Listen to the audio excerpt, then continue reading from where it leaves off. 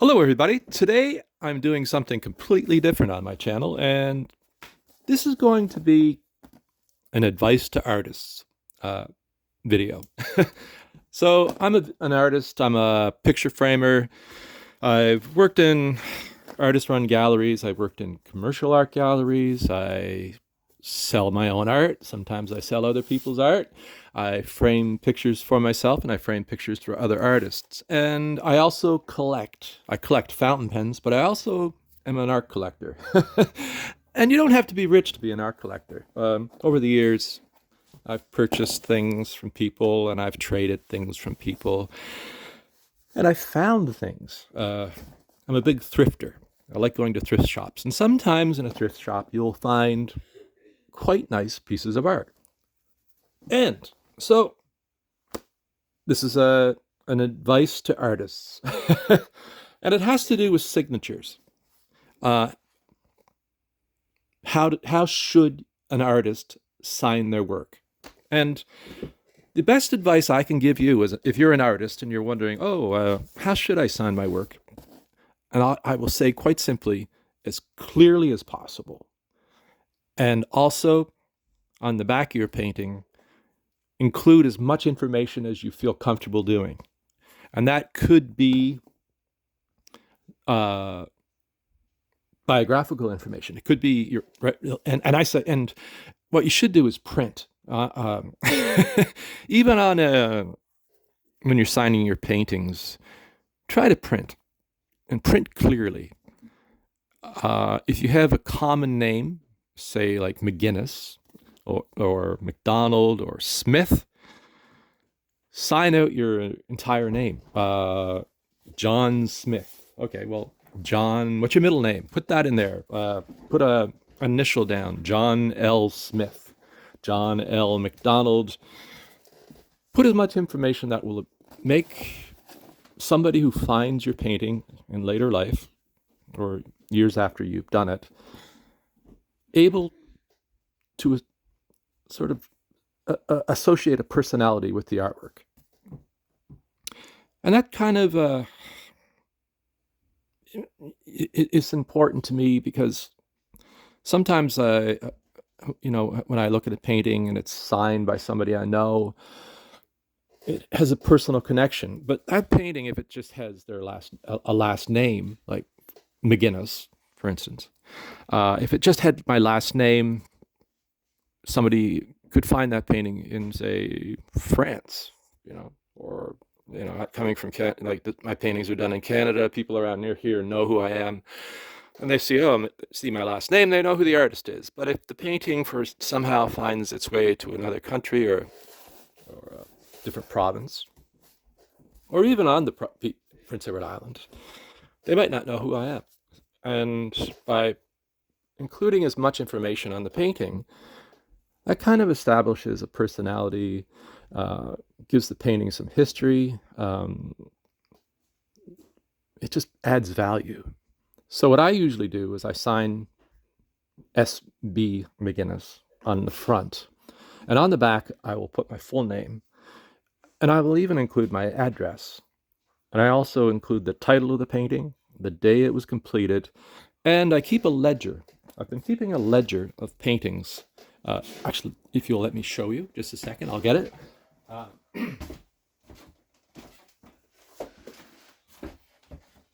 I've been keeping a record of everything I've done since 1983. Let's say 83.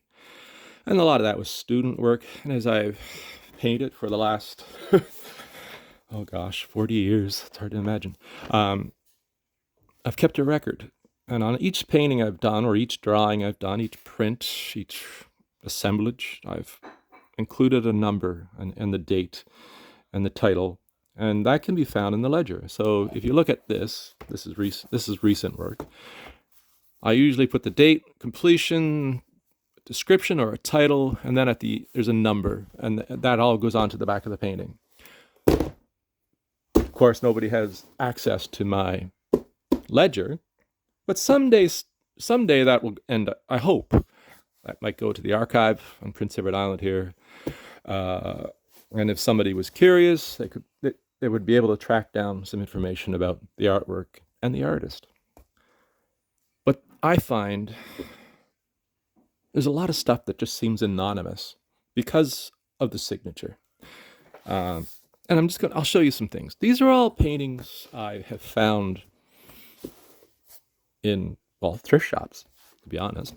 And some of them are very successfully marked, and some of them, they are mysteries to me. I don't know who they're by. For instance, this piece here. I don't know if you can see that properly, but I found this in a thrift shop, and it's clearly titled Ezekiel Series. And then on the back here, Louis Bonbley. And there's a number of the print, and there was information on the back. And I was able to find out quite a bit of information about this artist. And one of the interesting things I found out was this artist lived from 1940 to 2008. Tom Lewis was one name the person went by. Thomas P. Lewis and Thomas Lewis Borbley. Borbley being, I believe, his partner's name. And he took that at one point as a painter's name. So this gives the painting personality. It gives me a little bit of records, makes me understand a bit more of what was going on. I can also easily find other images by this artist. And it's just, as a person who loves art and who collects, it just adds so much more value. And I'm not saying monetary value. It probably does add a little bit of monetary value. This is not my art collection is very personal. I don't do it as an investment. I do it out of love of art. And so it adds value from a historical point or a biographical point. And it just puts a personality of the maker in connection with the artwork, which is very important. This little watercolor I quite liked, actually. It's a very nice, very loose, very charming piece. Plants, still life. There's nothing on the back. And there is a signature. But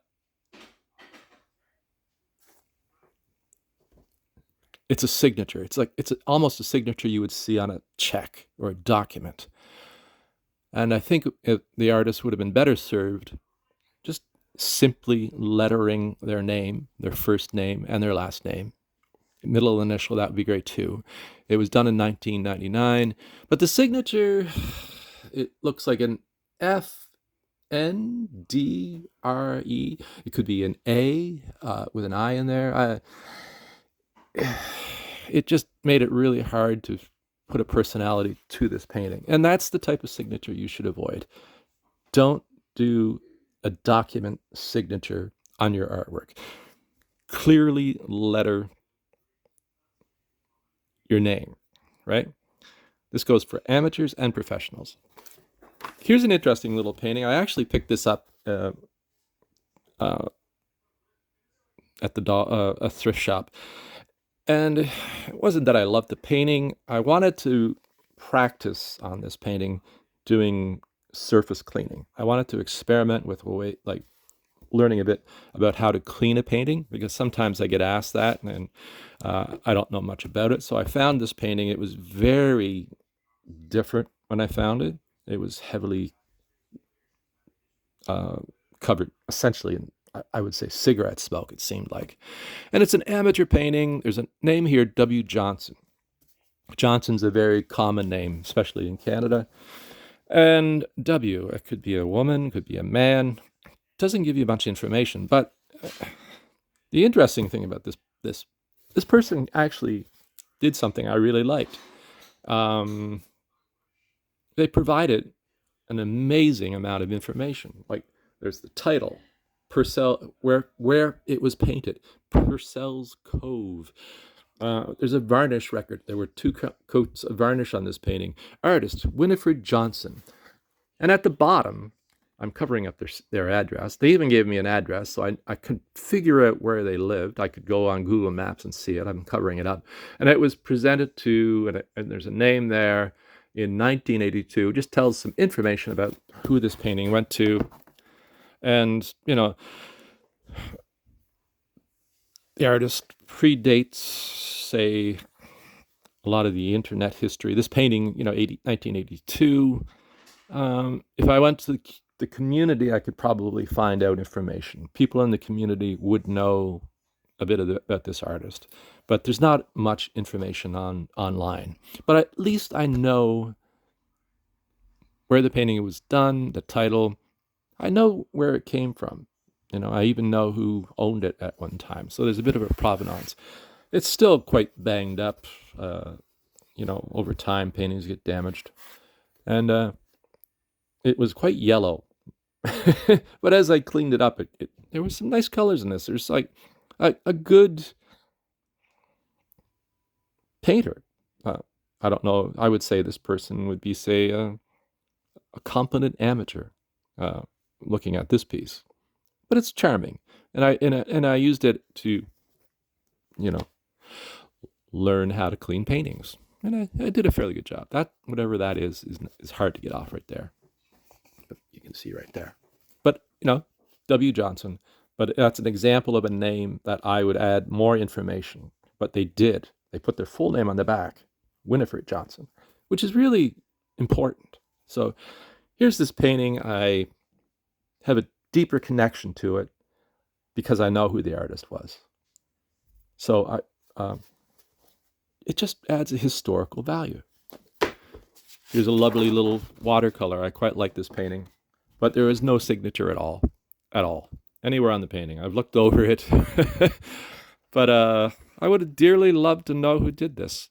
And so that, even though I like the image, and I probably will frame this up and put it on my wall, it's just an anonymous. It's lacking that personality, that connection to the artist's hand, and that's sad. It's kind of an orphan in some ways, Here's a nice little watercolor again, and the artist is named Davis Gray. Now, the interesting thing about this, I was able to track down an awful lot of information about this artist. He the artist was well known for, say, painting buildings on campuses, university campuses, college campuses in the United States, and the paintings would go to, say, alumni. It's one of the ways this artist made their living. But I have information.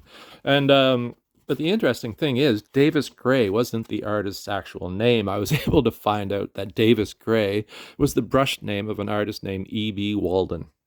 So a little bit of history. Lots of this artist's images are online. There's quite a bit of history through resellers, and it just adds sort of an interesting story to this painting. I learned that this artist used a brush name and was trying to just survive as an artist, and one of the ways the artist did was to do these sort of commercial images. The artist also probably did more personal artworks. I don't know if the artist signed it E.B. Walden or had other brush names, but it just adds a value to the painting, a personal historical value. And then you'll get a painting that is clearly signed. This is signed Craig. And I even have a date. Craig isn't that common a name. But there is also the problem that Craig could be a first name. Craig could be a last name. Was this person's first name Craig? Was this person's last name Craig?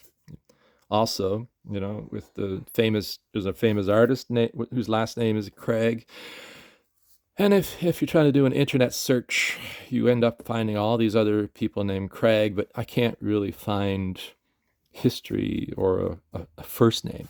If the artist had included just simply, like they even wrote it so nicely, it's very nicely signed. But a first name really would have helped. That would have been very helpful. So put your first name, put your middle initial down. Also, on the back, It's blank. It would have been really helpful if they had signed in, say, like a Sharpie or something, or some kind of pen, ballpoint pen. It's a masonite. It's hard to write on the back of masonite because of the texture and the softness of the material. But if they had have used, say, like a brush and put a location down, uh, they could have signed their name. They could have put a title, um, just a bit more information. But I do have the name Craig to go on, and I even tried doing an image search. Uh, but the problem is, I came up with a lot of other artists' work that wasn't Craig. I even came up with a couple artists who, art Craig, but the signature was completely different and the work was quite different too. So I don't think it's the same artist. But there was something about this painting I really liked. There's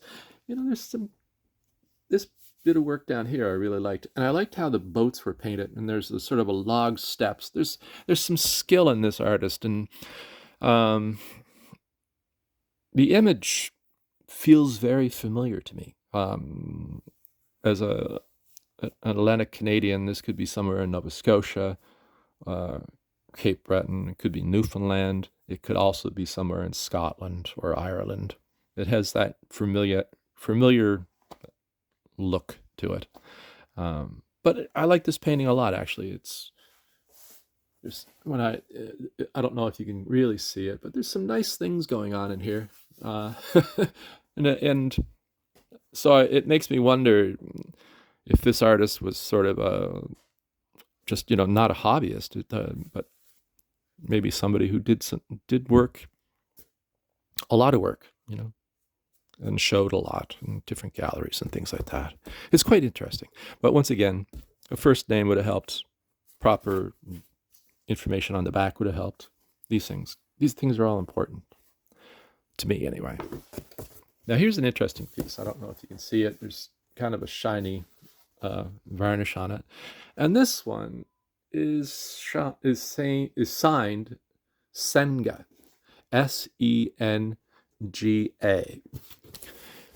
And the artist does give me information on the back, but not quite enough. So I know that the painting was painted in February 1993, and it just says Scotland. There's also a number 42. And also, there was a label here. Uh, so I know Daler Romney, yeah, is a English brand of paint. So I know the artist was Scottish. Also, what I learned going on looking up that name, Senga, in parts of Scotland, it's a nickname for Agnes. It's Agnes spelt backwards. So I'm assuming that this artist's first name was Agnes. But sadly, like they gave me the location, they gave me a date, but in some ways the artist was hiding. It's almost like they didn't want to be known as an artist by coming up with a variation on a name. I'm assuming that's a variation on a name, especially considering it's a Scottish painting. Just look areas of Scotland where that's actually, a, a nickname, Agnes spelt backwards. But I don't know. Like, if you're a painter, don't hide. Be proud of your work, and I think this is actually a fairly accomplished artist. When I bought this one, this is the piece I liked, and I bought it mostly because of the size, because it fits into the size of artwork I like to collect. And there were actually about a dozen other paintings by this artist, various scenes. Some I liked more than others, but this one really appealed to me. And I'm going to frame this up. I'll put it up. And I haven't really given up searching. But if anybody knows who Senga is, let me know in the comments. And so what else can I say? One other thing I would say, this is going to be controversial. You're not signing a document, you're signing a piece of artwork, so print. Don't hide. Put your name on the artwork.